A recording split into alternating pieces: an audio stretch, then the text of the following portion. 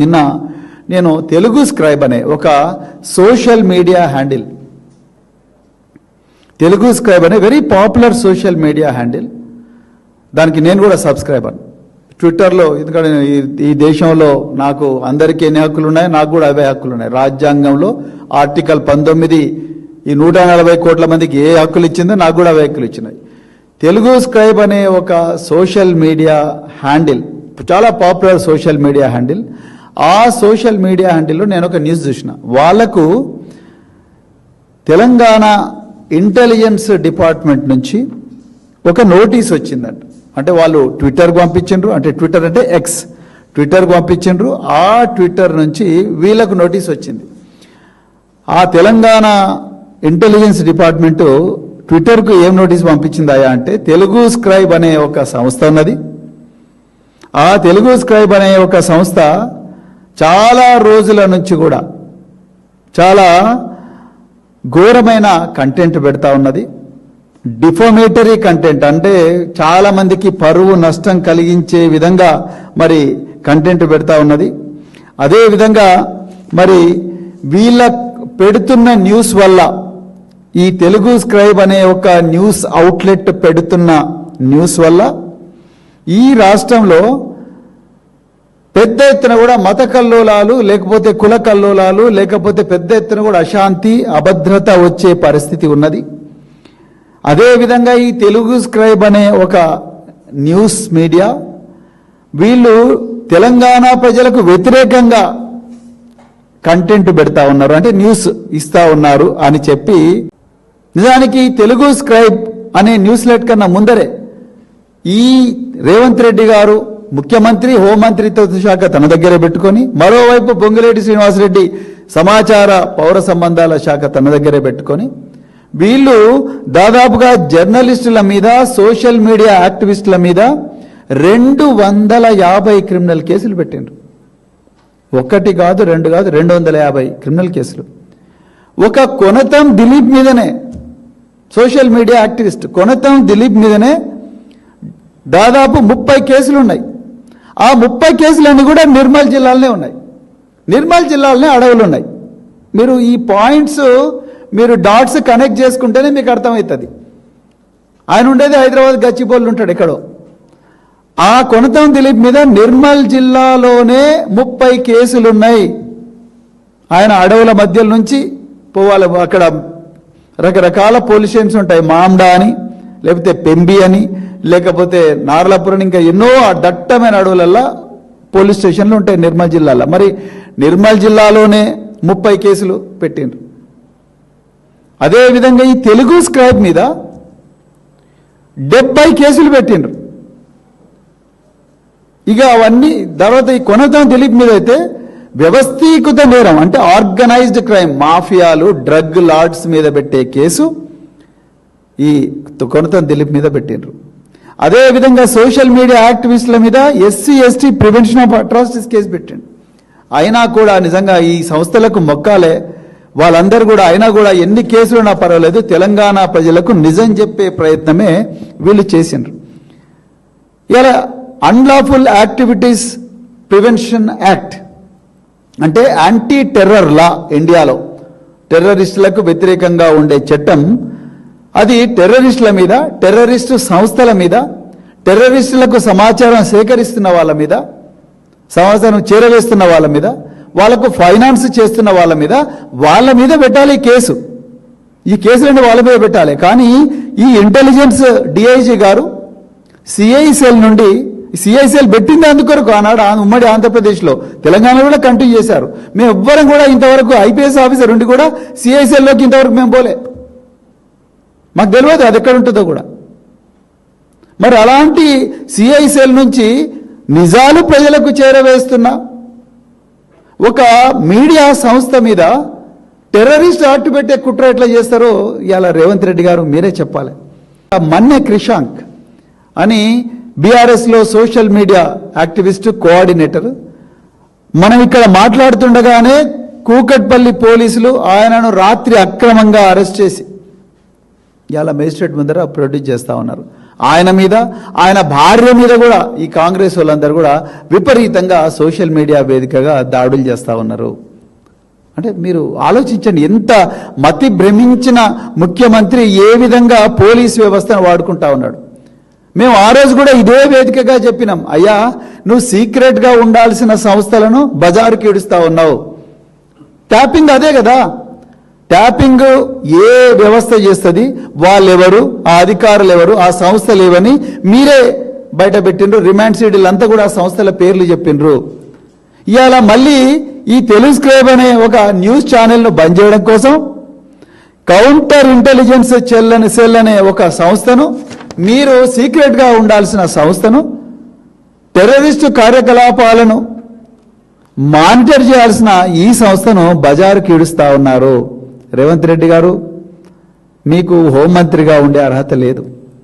మీరు పదవీ స్వీకార ప్రమాణం తీసుకున్నప్పుడు office of secrecy, official secrets act, ప్రభుత్వంలో కొన్ని రహస్యంగా గోప్యంగా పెట్టాల్సిన కీలకమైన విషయాలు దేశ భద్రత కోసం, ఈ దేశ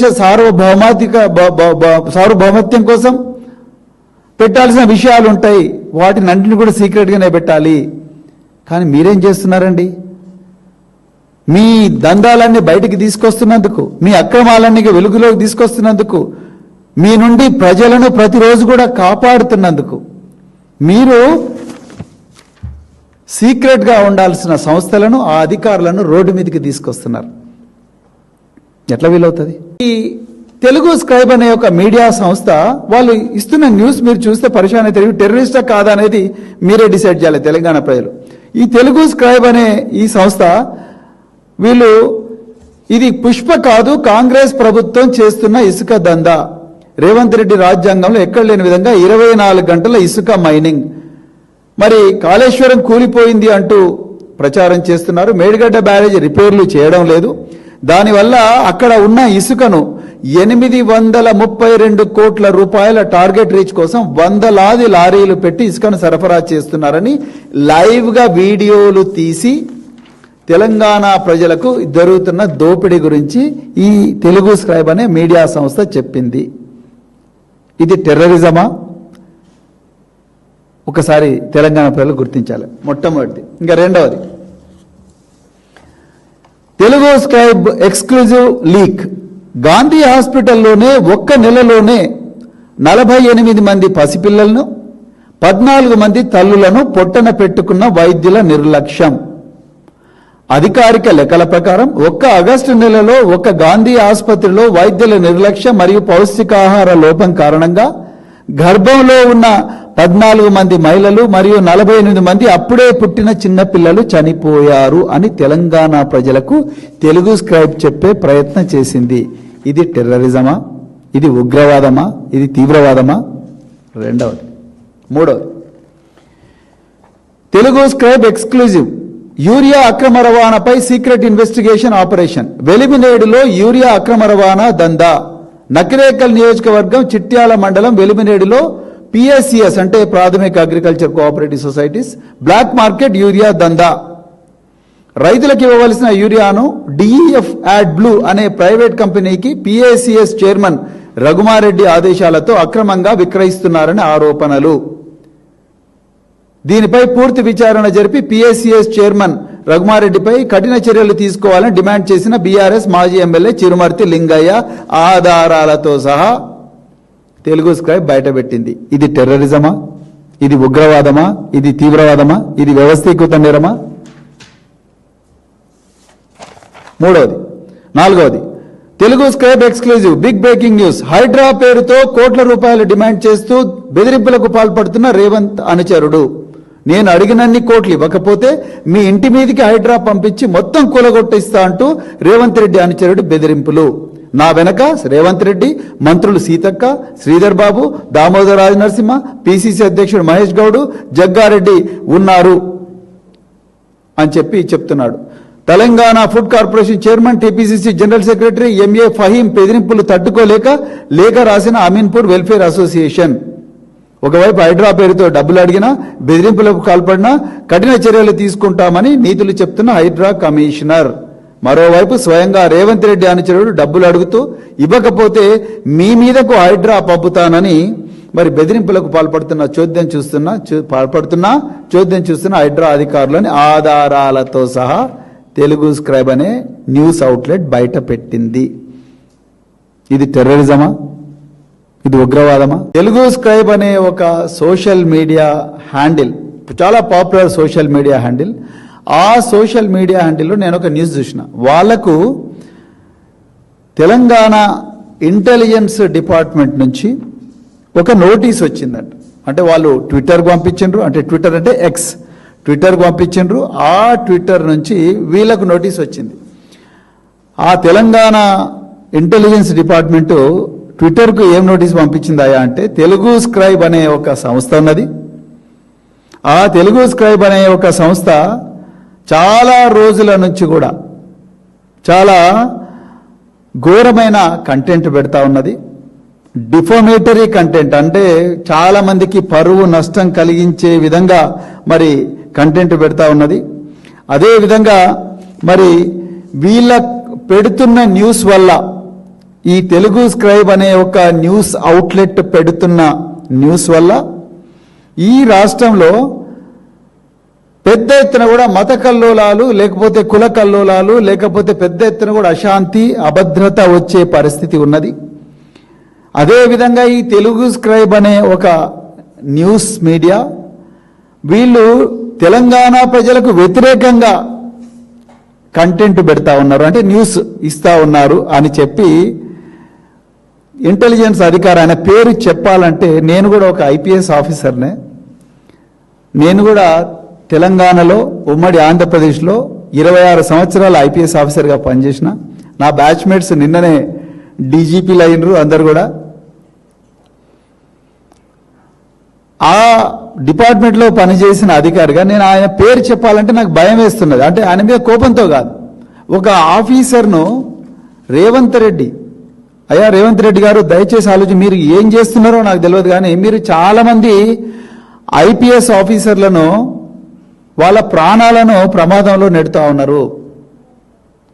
మీరు ఆ ఐపీఎస్ ఆఫీసర్తోని మీరు ఏం చేసిండ్రు? సిఐసెల్ అనే ఒక సంస్థ మా దగ్గర ఉన్నది. ఆ సంస్థతోని మీరు ట్విట్టర్కి ఒక నోటీస్ ఇచ్చిండ్రు. ఆ సంస్థ పేరు సిఐసెల్. నిజానికి పోలీసు డిపార్ట్మెంట్లో 99% మంది ఆఫీసర్లకు ఈ సిఐసెల్ అంటే ఏంది, అది ఎక్కడుంటుంది, అది ఏం చేస్తుంది, వాళ్ళ పని ఏందని తెలియదు. తెలవాల్సిన అవసరం లేదు. కానీ అలాంటి ఒక సిఐసెల్తోని మీరు ట్విట్టర్కు ఈ తెలుగు స్క్రైబ్ అనే ఒక న్యూస్ అవుట్లెట్ మీద ఒక నోటీస్ ఇప్పించారు. ఇది మామూలు నోటీస్ కాదు. నేను అదే తెలంగాణ ప్రజలకు, ఇక్కడ కూర్చున్న జర్నలిస్టులందరికీ చెప్పాలనుకుంటున్నా. మీరు కూడా మీ తోటి జర్నలిస్టులకు చెప్పండి, తెలంగాణ ప్రెస్ క్లబ్కి చెప్పండి, అదేవిధంగా ప్రెస్ క్లబ్ ఆఫ్ ఇండియాకి చెప్పండి, ఎడిటర్స్ గిల్డ్ ఆఫ్ ఇండియాకి చెప్పండి. దీంట్లో ఇది మామూలు నోటీస్ కాదు.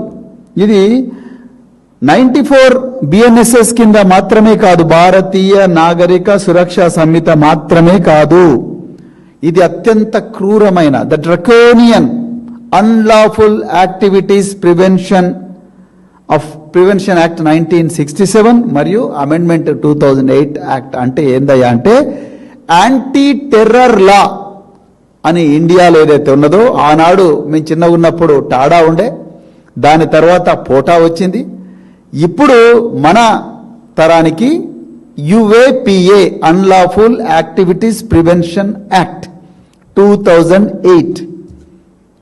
ఈ మధ్యకాలంలో 2019లో దాన్ని మరింతగా మాడిఫై చేశారు ఇప్పుడున్న ఎన్డీఏ ప్రభుత్వం. ఇది కేవలం టెర్రరిస్టుల మీద మాత్రమే పెట్టే చట్టం. దయచేసి అందరూ గుర్తుపెట్టుకోవాలి. ఆనాడు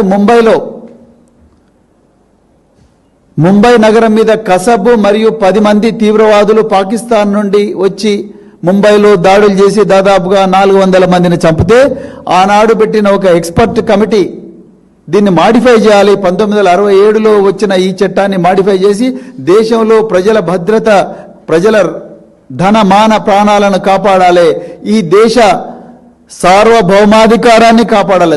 to save the integrity, internal security and sovereignty of this nation called India. ఈ చట్టం వచ్చింది ఈ 1967 నుంచి 2008లో మళ్ళీ దీన్ని మాడిఫై చేసిండ్రు, 2019లో మళ్ళీ మాడిఫై చేసిండ్రు. చాలా ఎక్కువ పవర్స్ పోలీస్ ఆఫీసర్కి ఈ దేశంలో ఏది చట్టం మీద వచ్చిందో కేవలం ఆ యుఏపిఏ ద్వారానే వచ్చినాయి.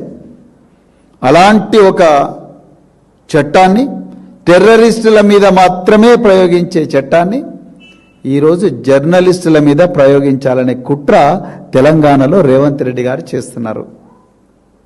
నేను ఇంత చరిత్ర మీకు ఎందుకు చెప్పినా అంటే, రేపు ఇక్కడ కూర్చున్న జర్నలిస్టులు, ఇక్కడ కూర్చున్న కెమెరామెన్లు, వాళ్ళ కుటుంబాలు, మీ కుటుంబాలు అన్నీ కూడా ప్రమాదంలో పడతాయి.